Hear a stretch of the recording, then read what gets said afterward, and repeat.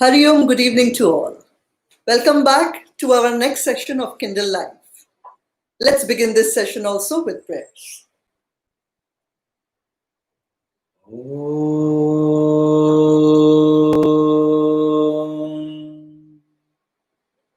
Samasta Jana Kalyani Niratam Karunamayam Namami Chinmayam Devam Sadgurum Brahma Vidvaram Om Sahana Vavatu Sahana Bhunaktu Sahaviryam Karavavahai Tejasvinavadhitamastu ma Vidvishavahai Om Shanti Shanti Shanti Hari Om Shri Gurubhyo Namaha Hari Om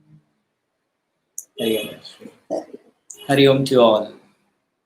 Like we read yesterday, all philosophies show a view of life. But Vedānta, the philosophy of East, of our India, shows not only a view of life, but a way of life. Meaning, it shows us, guide us step by step to the ultimate goal. That is true. Let's take it forward. Yes. We have seen from the earlier chapter too, and our misconceptions are becoming lesser and lesser, that religion is not supposed to be that dictatorial philosophy or dictatorial idea whereby it is like an ironclad diktat which suffocates you or which really brainwashes you and makes you slaves of something which is not correct. Our Hindu philosophy, our culture coming from the Sanatana Dharma, from the banks of the Indus civilization, which has been studied not just for a few years, but by studied for centuries by brilliant minds who had purity, clarity, and then through their own experiences, they have given and written to us this Shastra and forwarded this knowledge so that it may help us in our day-to-day life. So any religion or any philosophy which does not help us with our lives needs to be changed. And this is one of the primary reasons that the Hindu philosophy has survived and carries on forward. Because when there was corruption in it, when there was something which was obsolete, which was wrong, the people rejected it. They said, no, we will not do, this is wrong. And even till date, we have seen even some of those phony saints and Mahatmas which dared to make it their own and dictatorial philosophy and misguided the people. Many of them have landed up in jails also.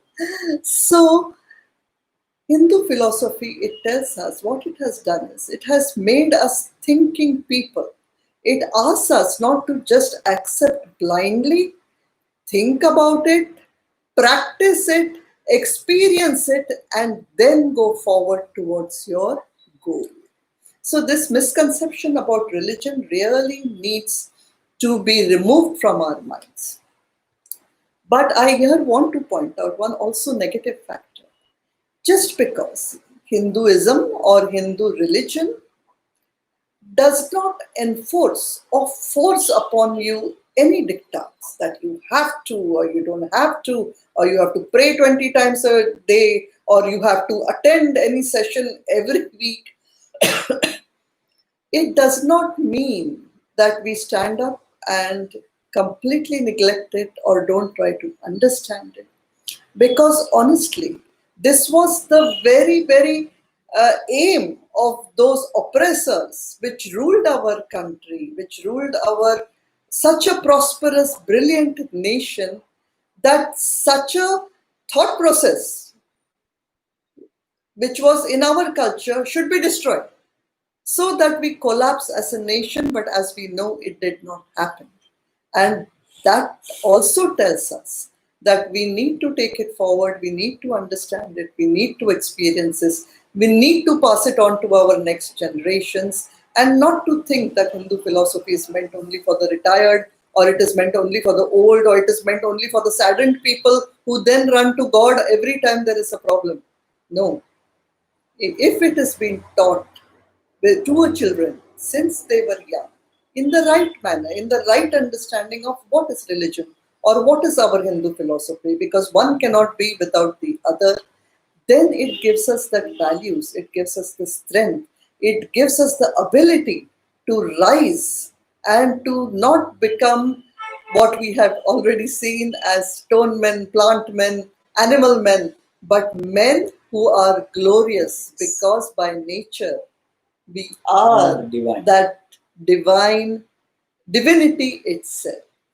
So, this beautiful thought of ours, let us read forward in the next chapter, 25. chapter number 25, Vedānta, life and art of living. So, now let us see what Gurudev is trying to tell us into how to bring it upon in our lives. Our age has been branded as atheistic and secular. Atheistic, which does not believe in God, and secular, which has got nothing to do with religion or anything to do with Spirituality even spirituality. Yes. Our age has been branded as atheistic and secular because we dare to question and we do so openly. We are not prepared to swallow any declaration, however great the prophet may be, or however revered the sage may be, unless it is convincingly proved to our vigilant reason as satisfactorily logical. We claim to live in an age of perfect intellectual awareness and scientific precision. Faith has the least hold on us. But if the arguments are intellectual and scientific, we can be made to slave cheerfully under a tyrant or even walk on our heads. So, things or those subtle elements which are of most value and important, like faith, have been discarded, have been moved aside. What is the requirement of faith? We have science with us. Things have to be proved. Things have to be seen logical.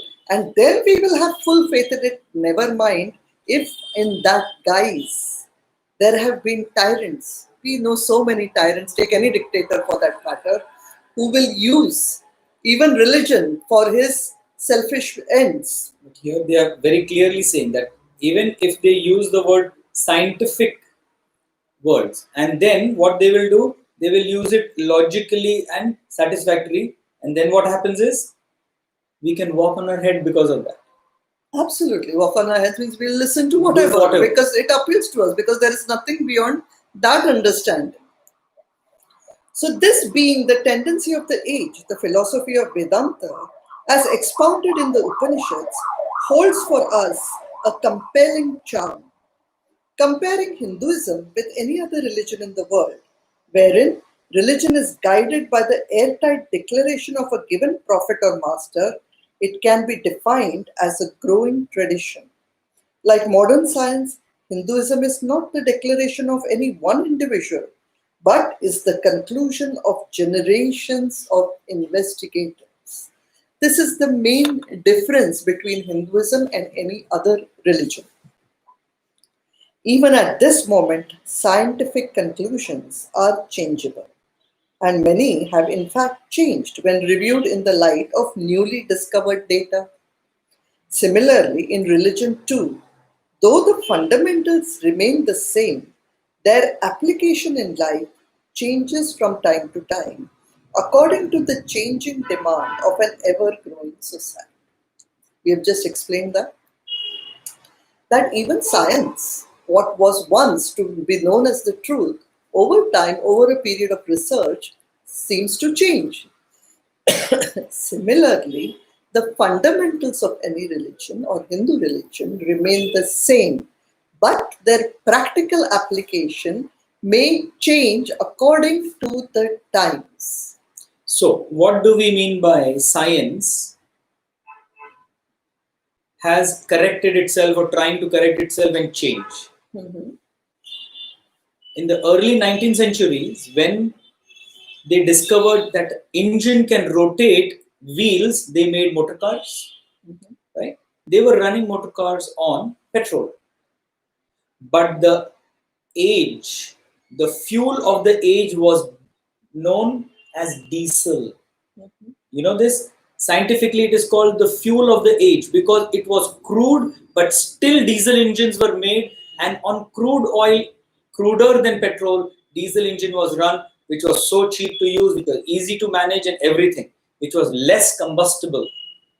But what happened with diesel? Today, after 100 years, 120 years, we are realizing it has polluted the entire environment. So what have the scientists done? They have accepted their mistake and they have changed it. What are we going to now? Electric cars. Non-polluting. This is what Hinduism is like. Over the years, what is required, it has been doing. But when it comes to the eyes, very bare eyes, that it is not good for the community, it accepts and modifies and changes. What?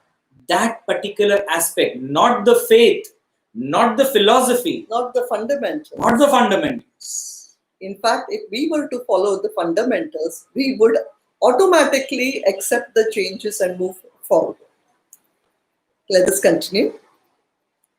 Unfortunately, the moment we hear the word Vedanta, there are many critics who are reminded of Acharya Shankara and other commentators, and they roll up their noses, expecting endless controversial discussions and fanatic assertions. Over here, I must take a pause, but because unfortunately there are too many of us who don't even know the names of great saints or the great Mahatmas who have been the cornerstone of our religion and helped to re-establish it over times. Anytime it declined, there was destruction or there was complete non-apprehension of what is happening or understanding of what is happening, then such saints or great Mahatmas were born who established it, re-established it, and took it forward. And one of the greatest one was Sri Adi Shankaracharya, who was the guru who established Hinduism in a fantastic, orderly manner. It is literally, I can say this, that we are still Hindus because of his effort.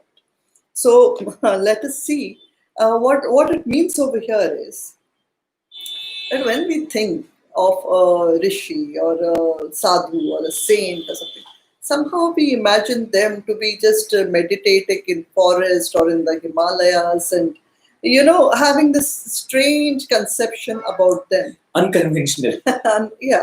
So let us see what Gurudev says about these people. So most of us roll up their noses expecting endless controversial discussions and fanatic assertions. The modern educated man, in their hasty conclusion, generally come to a feeling, and I was myself one of them. This is what Gurudev is saying, that Gurudev himself was one such person who thought that what these sadhus and saints are, they are so strange, and what do they do when they give these fanatic ideas? Ideal penny preachers. That the ideas preached in Vedanta are moaning and sobs of some strange type of men who gained strange view points based upon some miscalculations. They were supposed to suffer from psychological perversions produced by their unnatural life of seclusion in the jungle during the days of self-denial and self-courted sufferings. So there was this sort of a conception about sages and holy men. But a little scientific scrutiny will reveal that these rishis exhibited no greater stranger peculiarity in their behavior and life than that of any genius of the present day. For example, watch a scientist, a poet, a painter, or a musician. If he be a genius in his life, completely dedicated to his work, if he be one who seeks his life's fulfillment in his chosen pursuit, we shall find that he does not subscribe himself to the commonly accepted traditions of living or behavior. He is so engrossed in his work that he has, as it were, no eyes to see others, no ears to hear anything else, no personality even to demand any of his fundamental rights apart from his freedom to pursue his sacred vocation. The idiosyncrasies of the artist, the absent-mindedness of the professor, the self-centered preoccupations of the thinkers, these are the common hallmarks of a single-minded devotion to a particular ideal. We really know of how many more scientists, poets, musicians who are so dedicated and so one single pointed focus they have that they really don't care about anything else. Artists, they don't see anything else. sportsmen. Many. So, of course, the rishis who had dedicated their lives pursuit only for spiritual goal may seem strange to other people because who meditated, who lived alone, who lived secluded, who put all their energies for knowing and understanding and experiencing the truth. So the comparison has been given. In this sense, if we try to understand the rishis as true scientists of living, we will realize that their solitude and detachment are the unavoidable necessities of their sacred vocation. In this perfect detachment, the rishi observed life and analyzed and reached certain conclusions. These conclusions were faithfully transferred to a set of his disciples initially, trained to use the instruments of the mind and intellect to make independent valuations of life as a whole. So, of course, the teachers had trained their students how to think, how to control their mind and intellect, and passed on these traditions to them. They were also taught to work out accurately its effect on individual persons under different sets of circumstances. What a particular thing does to another person over time in different circumstances, how the mind and intellect work. These deep studies of a human being were undertaken by generations from the Guru to the Shishya. All through these experiments, all of them recognized that the excuse me, that the one unavoidable factor in life is that none can continue living life without experience, since life is merely a continuity of experiences. The moment the individual has stopped experiencing anything, within or without, he is considered to be dead. We already studied this in good detail, that life is nothing but a Continuous flow of sequence of series of experiences. Thereafter, decay sets in. When the experiences stop, you are dead. Thereafter, decay sets in, and the form and the structure of the person crumbles down to become the very elements of which it was constituted. This we know very well, that we go back to the earth in different forms. In every experience, man yearns to gain the perfection. He wants happiness and peace. Perfect peace and endless happiness satisfy him. Thus, seeking new occasions to experience a more perfect and a more complete happiness, he goes from one set of circumstances to another, created by changing the arrangement of things, all in the hope that he may procure for himself a greater and better happiness, fuller and deeper. Completely. So if we are not satisfied with one car, we change it to another car. If we move from one house to the another, we hope that it will give us more happiness, more peace, and so on and so forth. We do this in every aspect of our lives in the pursuit of peace and happiness. Simple. Why do we have so many different kind of colors and clothes? Yes. And almost everything we can find this. Everything, this aspect is there. Is there. Whatever be the type of experience we may gain, it is certain that an experience can be gained only when we come across the world of the experienced. The greater the understanding of the world of objects, the better shall be our relationship with it.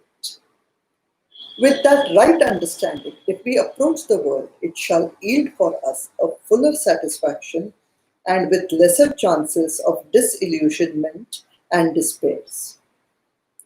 The thesis that Vedanta propounds is that in our hasty, unintelligent evaluation of life, of things and beings, we have always made a wrong estimate of the world by superimposing false values of things, we have come to suffer the consequent imperfections in our experiences.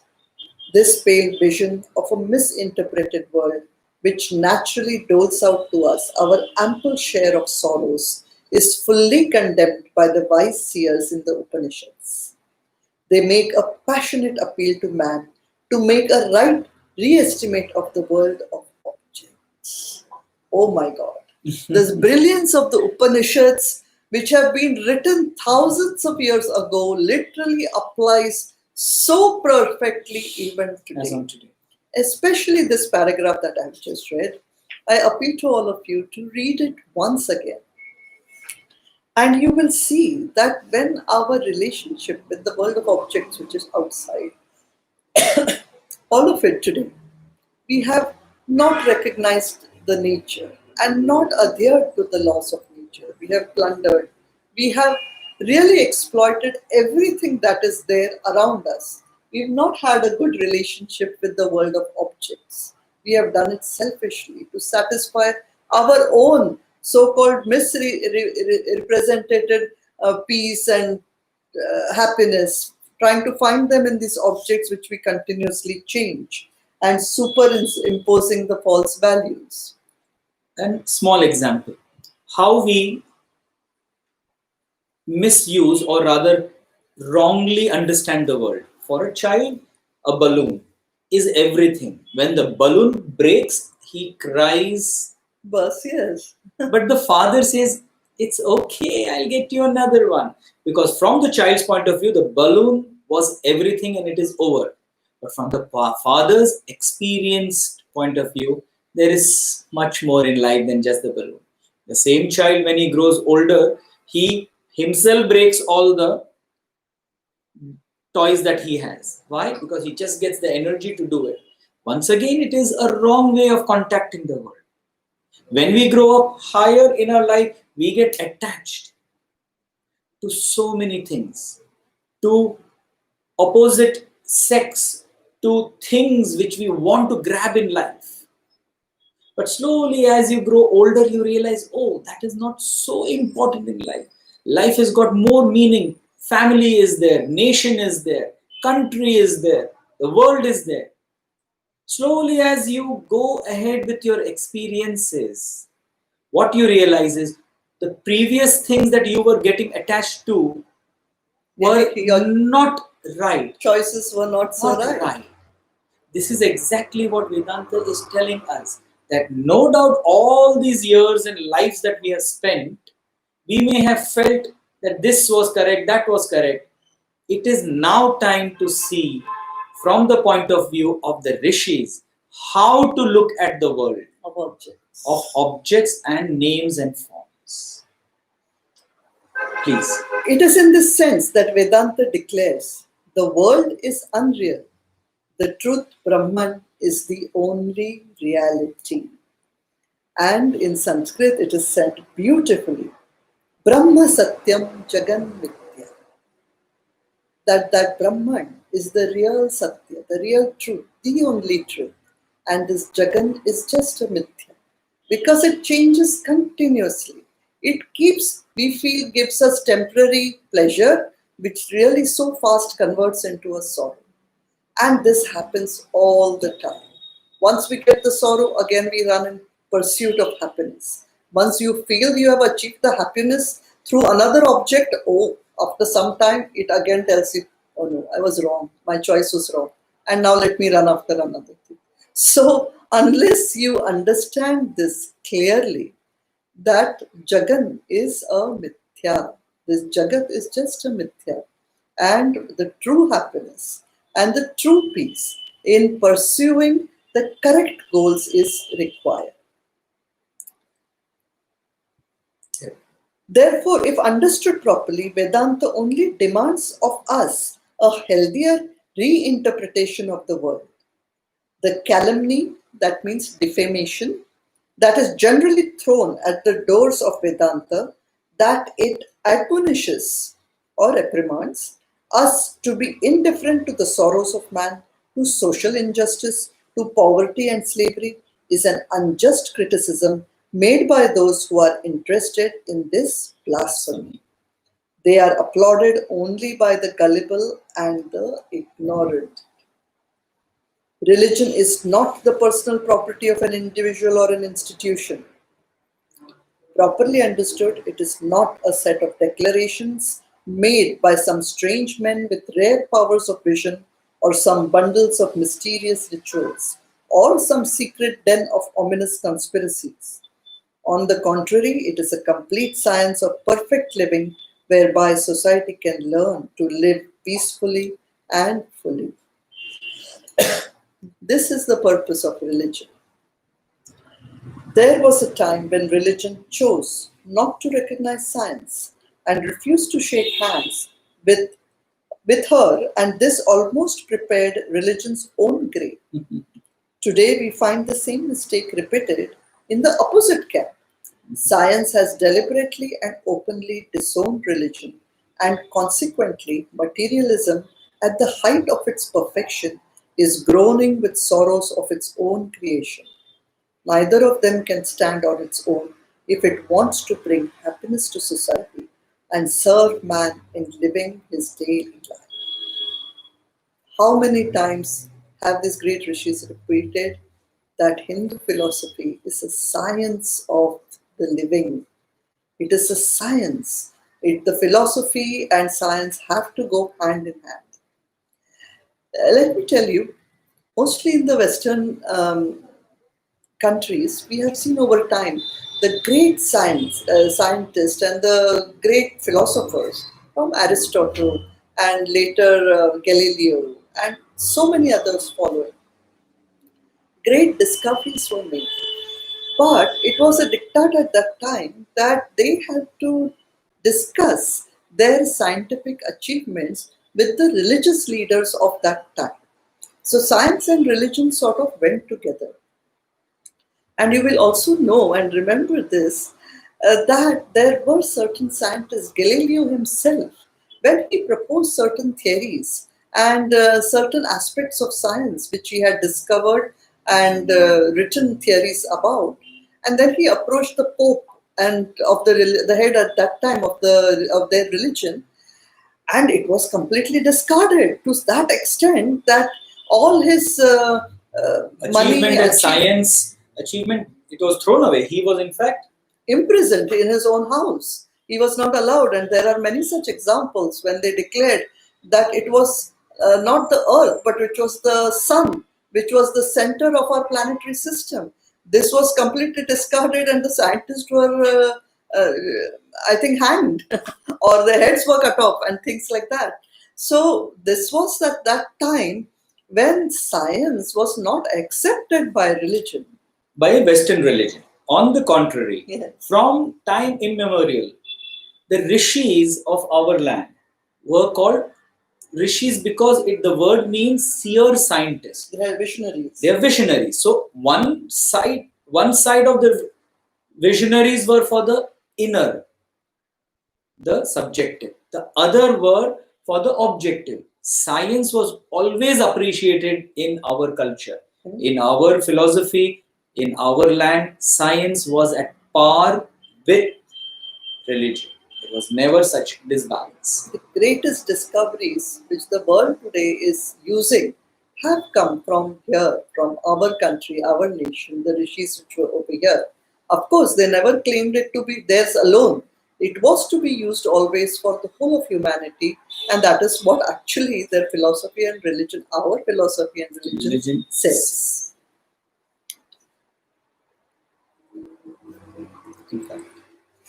In fact, the principles of science and the scientific approach vitalize religion.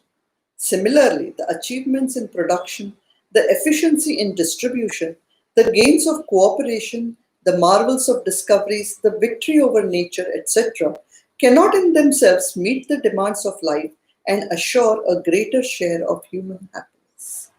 These should be backed by the practice of nobler values of healthy living preached by religion. The individuals constituting the community should also strictly pursue the teachings of self-integration. Self-integration, we know, is of the 4 personalities which are within us.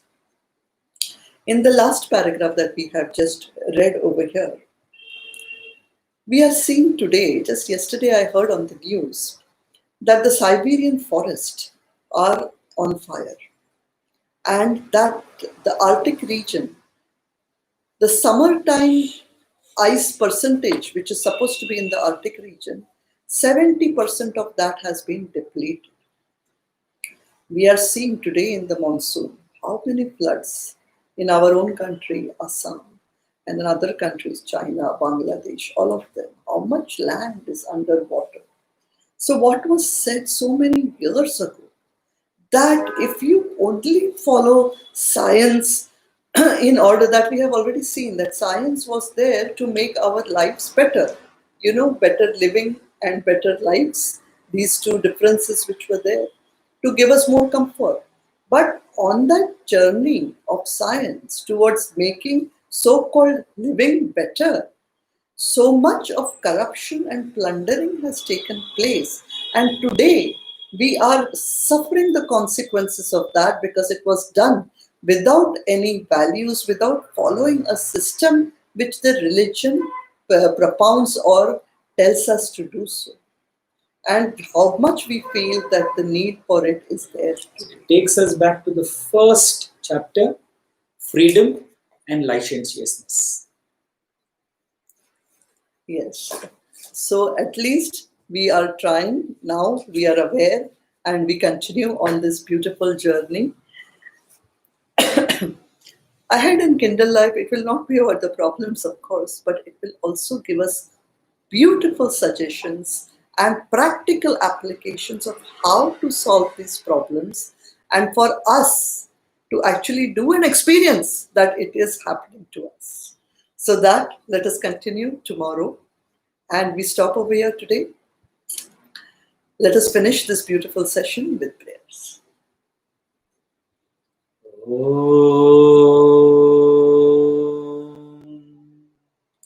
Asito ma satgamaya tamaso ma jyotirgamaya mrityorma mrutam gamaya. Om Purnamada Purnamidam Purnat Purnamudachyate Purnasya Purnamadaya Purnameva Vashishyate. Om Shanti Shanti Shanti. Hari Om Shri Gurubhyo Namaha. Hari Om to everyone.